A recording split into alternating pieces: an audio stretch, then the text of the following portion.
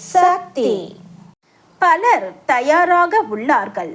பணத்தை கொடுத்து இங்கே தொண்டும் செய்வதற்கு பலர் காத்து கொண்டிருக்கிறார்கள்.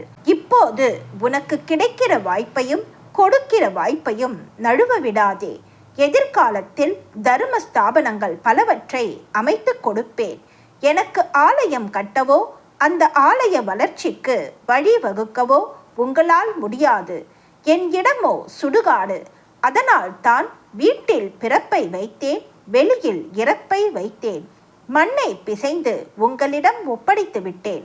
அதனை குரங்காக உருவம் கொடுப்பதும் தெய்வமாக உருவம் கொடுப்பதும் உங்களிடம்தான் உள்ளது.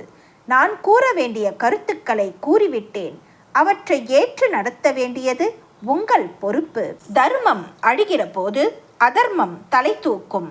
அதர்மம் தலை தூக்கும் போது அழிவும் தலை தூக்கும். அதர்மம் என்னிடமிருந்து தப்பிக்க முடியாது. இயற்கைதான் சக்தி. ஆடுவதும் நானே, ஆட்டுவிப்பதும் நானே, ஓடுவதும் நானே, உடைவதும் நானே, விளை நிலமும் நானே, கலர் நிலமும் நானே. அன்னையின் அருள்வாக்கு. என்னுடைய அருள்வாக்கு என்ற பாத்திரத்தை பயன்படுத்தி எதிர்கால வாழ்வினை அமைத்து கொள்ள வேண்டும். எல்லோருக்கும் பகிர்ந்தளிக்க வேண்டும். அன்னையின் அருள்வாக்கு. Please share and subscribe.